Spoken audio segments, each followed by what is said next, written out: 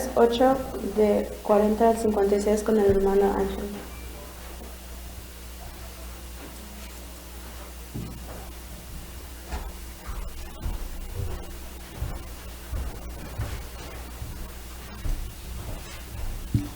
Bendiciones cada uno y cada uno de ustedes. Lucas 8, 40 al 56. Cuando vio Jesús, le recibió la multitud con gozo porque todos le esperaban.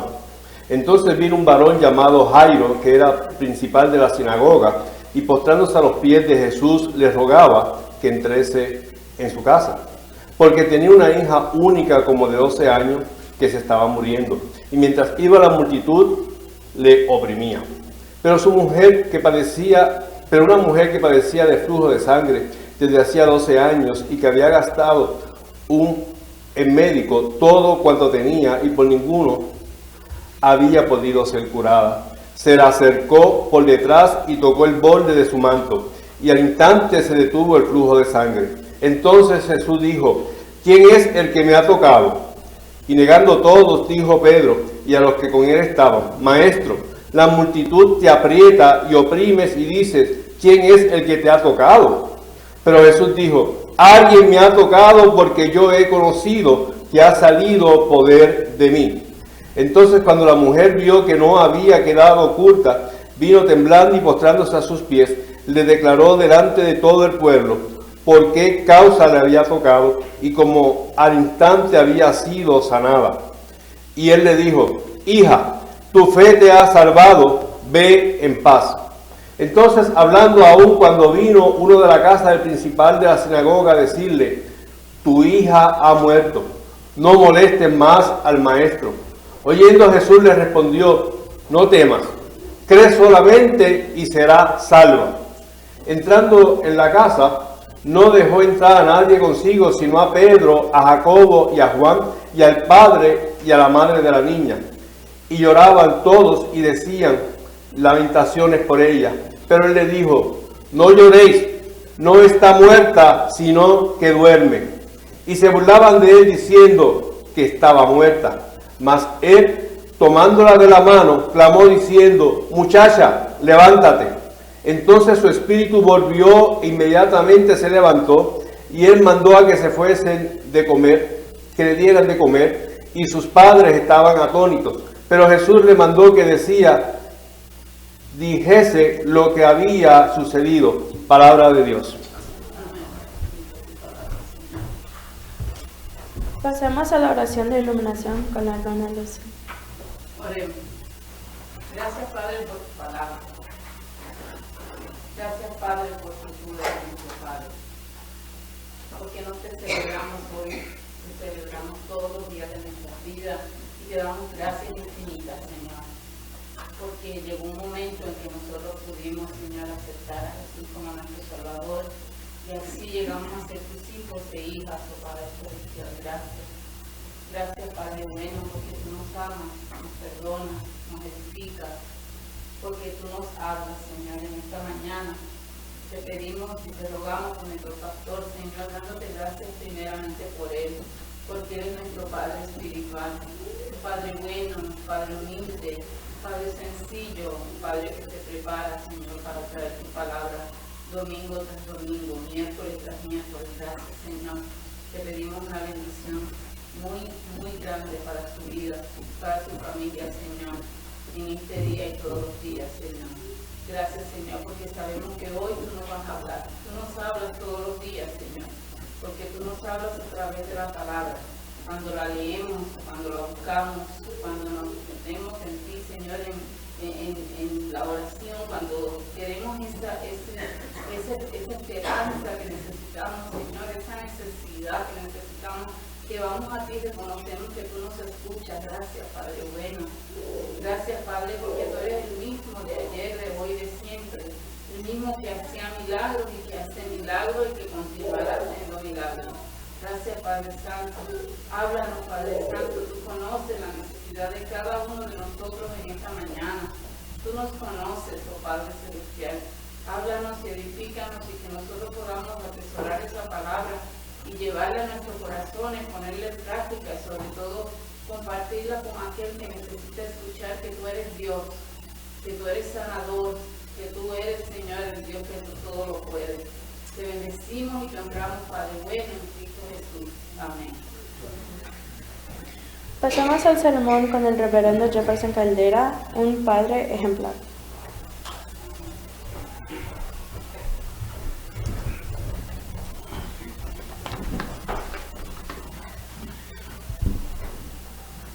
Buenos días, mis hermanos. Hablar de un padre ejemplar es algo que nos lleva a tener el entusiasmo necesario. Pero quisiera empezar hoy con una imagen que recibí esa semana en internet. Y voy a pedir entonces a Víctor que la proyecte, por favor, para que ustedes puedan ver qué imagen más interesante, hablando entonces del Día de los Padres.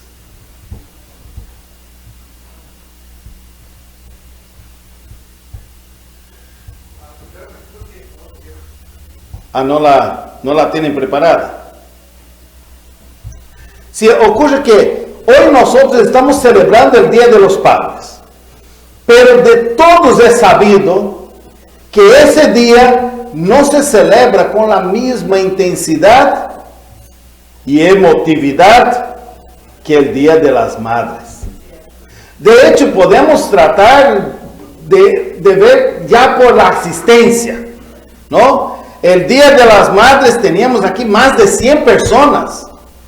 Hoy espero que lleguemos a las 85, 90, ¿no? O sea, la diferencia que vemos, ¿no? Las diferencias que nosotros podemos ver entre el Día del Padre, el Día de la Madre, y eso, mis hermanos, yo estoy seguro que es debido a que algunos hombres han dado tal mal ejemplo de lo que significa ser padre, que mira qué hermosa la imagen.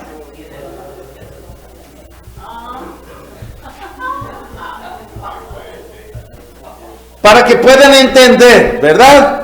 El Día de la Madre todo es bombos y platillos. Y mire qué gorda esa gallina. Creo que hasta pavo hay que llamarla, ¿no? Y de repente el Día del Padre, una sopita de pata de gallina. Es lo que ven allá, es una sopita de patas, no hay nada más, ¿no? Y eso más o menos refleja lo que acabo de decir. El Día de la Madre se celebra con lujos. Todas las esquinas hay gente vendiendo flores, ositos, chocolates. ¿Alguien compró algún chocolatito hoy en la esquina? No hay. No hay nadie vendiendo absolutamente nada. Pero eso, mis hermanos, se puede decir que es debido al mal ejemplo que algunos padres han dado en su vida. Es más, hay gente que no se atreve a llamar a Dios Padre porque el ejemplo que tuvo de padre no le corresponde al amor y al cariño que debe tenerse a Dios. Un tremendo error, y no quiero aquí estar en términos de crítica sobre el tema. Lo único que quiero decir es que en ocasiones también ocurre que los padres, con ese estereotipo de que el hombre, el macho, el que no da cariño, no sabe abrazar a sus hijos, no sabe mostrar emoción, y eso va haciendo que parezcan fríos e indiferentes, cuando en realidad tal vez ni lo son. Aman a sus hijos, pero no logran demostrarlo, no saben cómo demostrarlo. Cualquier que sea o que haya sido tu experiencia o tu impresión de tu propio padre, quiero decirle a todos los varones de nuestra iglesia, casados y solteros, jóvenes o adultos, que Dios nos ha creado con la posibilidad de ser una influencia positiva para nuestros hijos, para nuestros nietos, para nuestros sobrinos. Dios nos ha hecho capaces de transmitir una influencia transformadora a nuestros niños. La buena noticia es que no es demasiado tarde para ser transformados en hombres que cumplan con el propósito de Dios. Quiero decirles que Jesús puede cambiar la vida de nuestros padres o la nuestra misma y encaminarla en una dirección que podemos decir en una dirección correcta. Hoy mismo Dios puede hacer el milagro en la vida suya o de sus padres. Un ejemplo de ello, de padre ejemplar, yo me acuerdo una vez en Puerto Rico, que un maestro del Nuevo Testamento me llamó Jairo. Y yo he dicho, pero mi nombre no es Jairo. Ah, pero tú no eres el papá de Talita. Talita Kumi es la niña que el Señor dice, levántate, ¿no? Entonces, si tú eres el papá de Talita, debe ser Jairo. Tal vez solo en ese aspecto. Pero hay otro aspecto que me gustaría ser Jairo. El aspecto que hoy quiero hablar sobre ello. Ejemplo. ¡Qué padre ejemplar! Jesús, vamos a ver el contexto. Jesús estaba regresando de una gira a Gadara, allá y donde conoció el Gadareno. ¿Por qué no llamarle? Porque no le dieron nombre. El endemoniado Gadareno. Y endemoniado es poco decir. Porque dice la palabra que él no tenía un demonio. Él tenía toda una legión de demonios dentro de él. Jesús acaba de hacer ese milagro allá y lo mandan de vuelta para este lado. Y cuando viene llegando, una multitud lo esperaba. Y ustedes saben cómo es andar en multitud. Uno no puede andar al paso que quisiera. Hay que andar despacito. Y entre ellos, al llegar Jesús, es recibido por esa multitud y es recibido también por un padre que atravesaba una experiencia difícil. Su única hija, de solo 12 años, se estaba muriendo. Jairo no es cualquier hombre. Él es un líder prominente de una congregación judía, de una sinagoga. Él era el principal de la sinagoga. Podríamos decir aquí, era el pastor de una iglesia en la ciudad. Cuidaba el edificio y eso significa que era un hombre de confianza. También debería tener todo preparado para los cultos, quién iba a predicar, quién iba a dar la palabra, todo respecto a la música, lo que nos muestra que era también una persona responsable.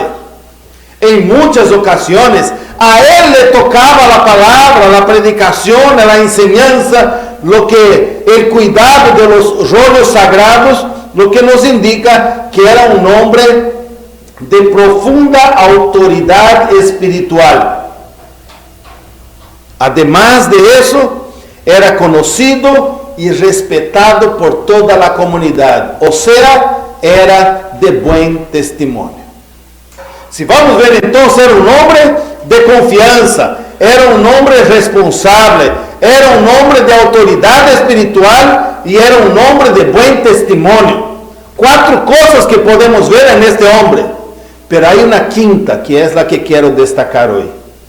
Se destaca su rol de padre. Era padre, tenía una hija y se preocupaba por su hija, por el bienestar de su hija, por la salud de la niña de solo 12 años. ¿Qué podemos ver entonces en la vida de Jairo que nos estimula a nosotros como padres a ser también ejemplo a nuestros hijos? Primero, Jairo no tuvo temor ni vergüenza de buscar a Jesús. Una verdad en cuanto a los hombres es que no sabemos pedir ayuda. ¿Cuántas películas ya se hicieron y chistes de que el hombre está yendo en una dirección buscando una casa, no sé, no logra la dirección y la mujer le dice, ¿por qué no preguntamos a quién? No, yo sé llegar, yo llego y síguelo. No sabe pedir ayuda. Y se pierde más y más y más. ¿Por qué? Porque no saben pedir ayuda. Y eso, mis hermanos, es muy típico de los caballeros. Muy de nosotros. El no saber pedir ayuda. ¿No? Jairo se humilló. Jairo supo pedir ayuda. Y eso es un ejemplo para nosotros. Los hombres tienen la tendencia de aislarse, guardar silencio. Cuando enfrenta un problema, se parece una ostra, se cierra. Y los que están alrededor no saben qué estará pasando porque no habla. No dice que está teniendo un problema, tal vez en el trabajo, tal vez económico, tal vez algún otro tipo de problema, tal vez está enfermo y uno no sabe, pero se cierra. Y eso es muy típico también de los varones. Muchas veces es una cuestión de temperamento, otras veces simplemente es por el ego, de no poder admitir que no puede con la cosa, con el problema, que no puede dar con la dirección. Y así se va perdiendo. Simplemente por no dar. Hay alguien que dice, si no lo sabe, el hombre todo lo sabe. Y si no sabe, se inventa. Que quede bien de toda manera. Y eso somos nosotros, hermanas. Pensamos que solicitar ayuda, buscar consejo o mostrar cualquier otro tipo de emoción es una señal de debilidad. Pero nosotros nos volvemos más vulnerables a la medida que nos vamos hundiendo y perdiéndonos en nuestro propio ego o en nuestro propio temperamento. Se nos ha programado a nosotros de tal manera que no nos damos cuenta de que nos estamos negando el privilegio de manifestar cualidades emocionales a las cuales Dios nos ha dotado también a nosotros. Y aquella historia de que hombre no llora, es mentira, mi hermano. Eso no es cierto. Eso se lo inventó nuestra abuela para que calláramos. ¿Ya? No es cierto que hombre no llora. Hombre también tiene emociones. Y Jairo no tuvo vergüenza de demostrar las suyas. Se acerca a Jesús y mira, no fue en secreto. Jairo era el principal de la sinagoga. Podía haber pedido una cita particular con Jesús. Una conversación allí en secreto. No. Jairo lo hizo adelante de toda la gente. Se acerca a Jesús. Expone a Jesús su necesidad, su preocupación. Le dice a Jesús, mi única hija de solo 12 años se está muriendo. Por favor, venga a mi casa. No podemos dejar de notar unos aspectos importantes. Porque Jairo podía, eso de religión, de iglesia, de fe, mejor que vaya mi esposa. Y que la esposa vaya a llamar a Jesús. O era un hombre de poder. Podría haber mandado uno de sus empleados, uno de sus esclavos, que vaya y que llame al Señor para que venga. No, Él lo hace Él mismo, en persona, se acerca a Jesús.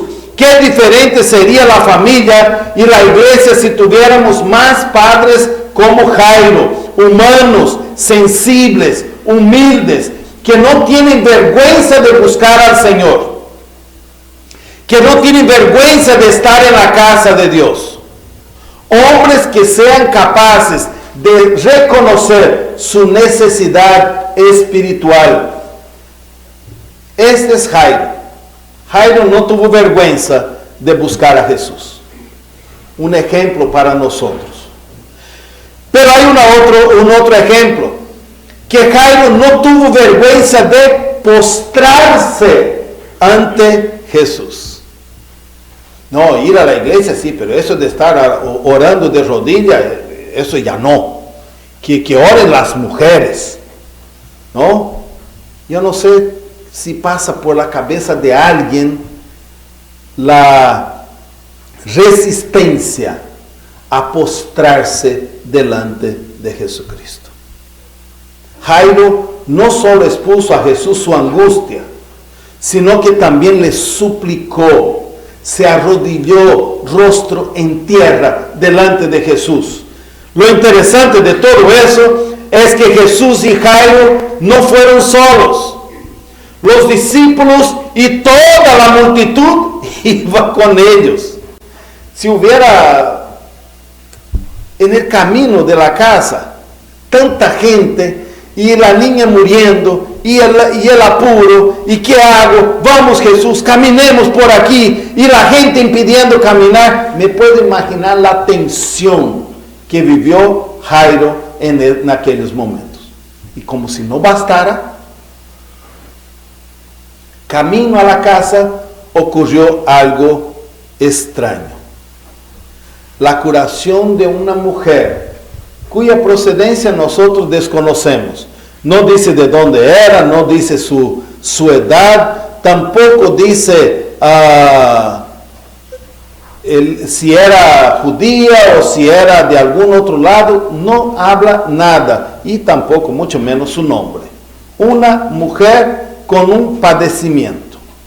Ante las circunstancias que rodean a Jairo y a su familia, el tiempo era un factor importante. ¿La niña estaba muerta? No, la niña estaba muriéndose. Por eso había que ir rápido. Y allí, en medio de la multitud que lo aprieta, lo empuja, lo pisa, Jesús se detiene para saber quién lo había tocado. La gente hasta se ríe, pero Señor, aquí todos te tocaron. ¿No ve que se empujan, se aprietan, hasta lo pisaron hace poco? Y lo que nosotros podemos ver en el texto es que Jesús no tenía ninguna intención de seguir caminando hasta saber quién lo había tocado. Jairo estuvo parado al lado de Jesús, quizás razonando, al igual que los discípulos, que la pregunta no era lógica, ya que todos lo empujaban. Pero, mis hermanos, Jairo no gritó. Yo me pongo a pensar, si fuera yo, que mi hija se estuviera muriendo y que Jesús, yo hubiera gritado, ya Señor, deja eso, vamos de una vez, mi hija hubiera gritado a Juan, a Pedro, Juan, abran paso, esa gente no nos permite caminar. Hubiera usado mi autoridad como líder de aquella comunidad y gritado a esa gente, sal de al frente, por favor. Hubiera usado un por favor, ¿no? Por favor, salgan, mi hija se está muriendo. Y Jairo, en silencio, al lado de Jesús. Ahí yo digo, tremendo ejemplo.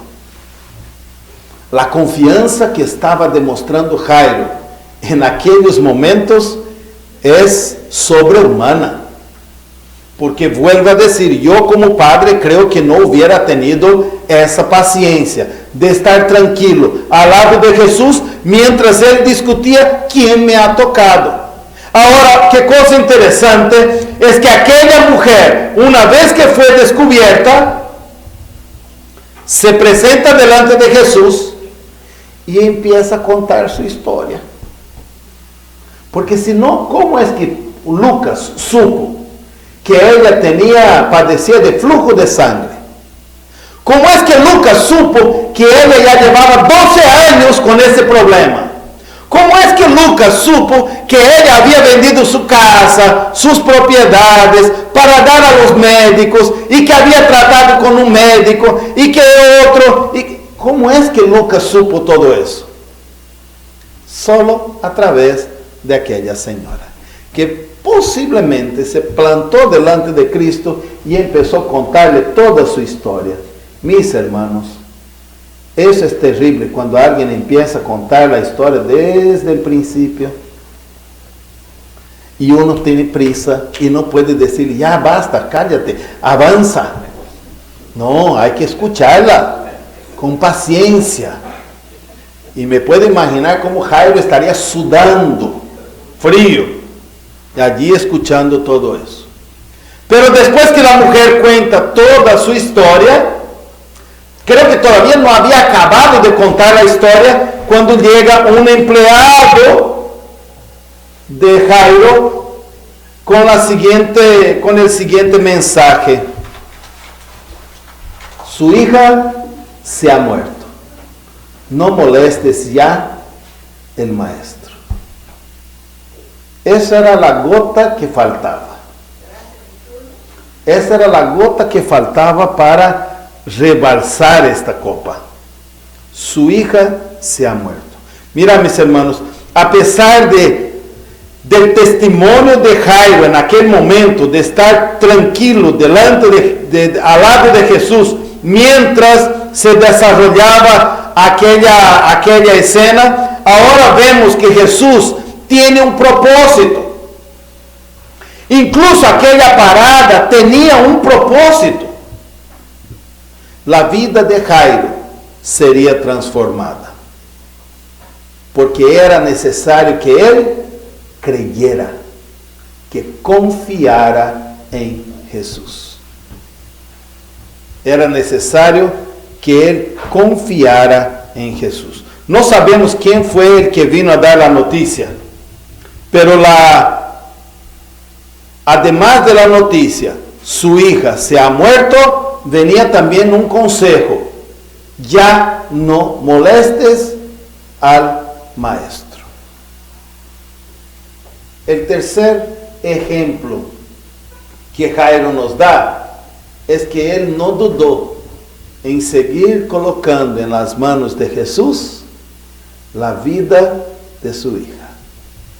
Porque hubiera dicho allí mismo: mira, Señor, qué pena, ya acabó, acaban de decirme que se murió la niña, me voy, hasta enojado tal vez. Porque mira, mis hermanos, nosotros leemos el texto muy fríamente. Yo quiero que piensen cómo sería el corazón de un padre que su hijo se esté muriendo y que la persona que le puede sanar se entretiene en el camino escuchando otra historia de una persona que se sanó. Pero Jairo no tuvo dudas, siguió colocando en manos de Jesús. Jairo tenía solamente dos opciones: o pedirle a Jesús que se olvidara del asunto, o creer que Jesús pudiera remediar lo sucedido. Y Jesús simplemente le dice: no temas, cree solamente y será sana. No temas, cree solamente y tu hija será sana. Acaba de morir. ¿Cómo va a ser sana? La palabra de Jesús es: cree solamente. El mensaje terrenal era de muerte. Tu hija se ha muerto. Era de desesperanza. Ya no podía esperar nada. Ya no molesta al maestro. Sin embargo, el mensaje del cielo es siempre un mensaje de esperanza. No temas, cree solamente y tu hija será sana. ¿Qué nos dice eso? Que nosotros debemos colocar la vida de nuestros hijos en las manos de Jesús. No podemos estar 24 horas al día, los 7 días de la semana, vigilando cada paso, cada pensamiento, cada comportamiento de nuestros hijos. Debemos confiar en que Jesús tornará el camino de nuestros hijos en la dirección correcta. Debemos confiar. Yo les puedo decir, para mí fue muy complicado dejar a mi hija 1 año en Corea, porque hasta 6 meses atrás, ella estaba todo el tiempo con nosotros. Y si había que llevarla, yo la llevaba. Y si había que buscarla, yo la buscaba. Y si había que cuidarla, porque eso sí había, es muy bonita, allí estaba yo cuidándola.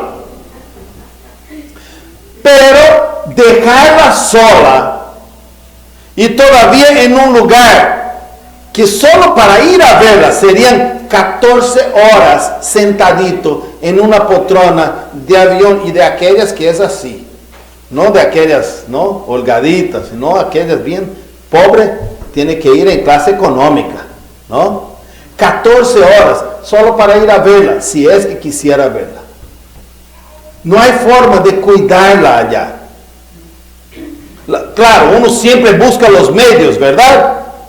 Cuando Talita tiene que ir de noche de algún lugar, desplazarse hasta llegar a su apartamento, nos llama, ¿no? O a su mamá o a mí, para que la acompañemos en el camino hasta su dormitorio.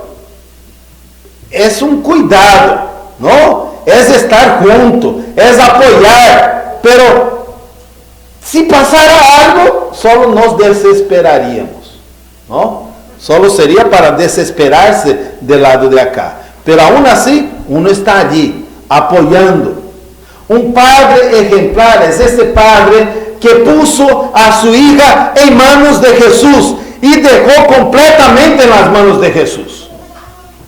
Mi querido hermano, usted y yo, muchos padres, caminaban en una dirección equivocada, pensando que la crianza, el bienestar y el futuro de nuestros hijos estaba en nuestras manos. Se equivoca. El buen futuro de nuestros hijos está en las manos de Dios. Ponga tus hijos en las manos de Dios. Confía en el Señor. Todavía es tiempo. El día que Jesús llega en nuestras vidas, la transforma. Dios tiene un plan para usted, aún en medio de circunstancias que parecen no tener solución. Él vuelve a decirte, no temas, cree solamente.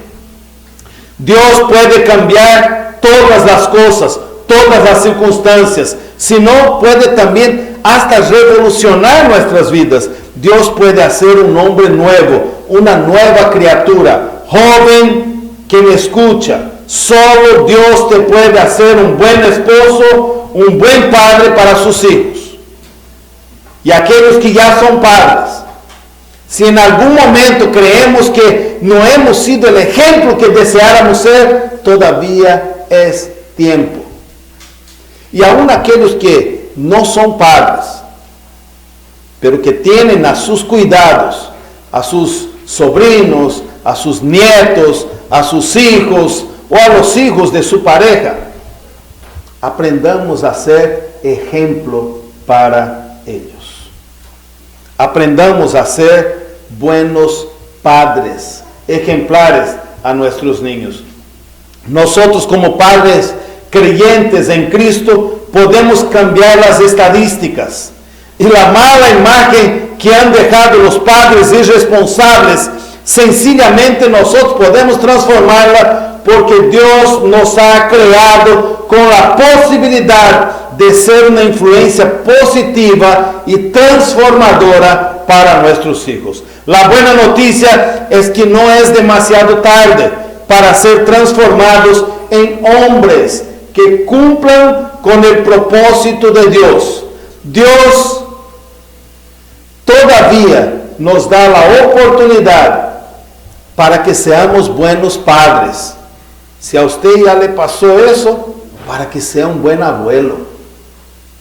Dios confía en que nosotros podemos hacerlo. Tenemos todas las posibilidades. Coloquémonos en manos del Señor. Quiero decirles que Jesús puede cambiar su vida y encaminarla en la dirección correcta hoy mismo. Pero ¿estamos dispuestos a que Jesús transforme nuestras vidas? ¿Estamos dispuestos a colocar su prioridad como primer orden en nuestra vida? ¿Estamos dispuestos a servir al Señor con nuestra familia? ¿Estamos dispuestos a caminar en la luz de Jesús? Jesús nos está llamando hoy. Colóquese en manos de Él. Ponga tus hijos, tus hijas en manos del Señor.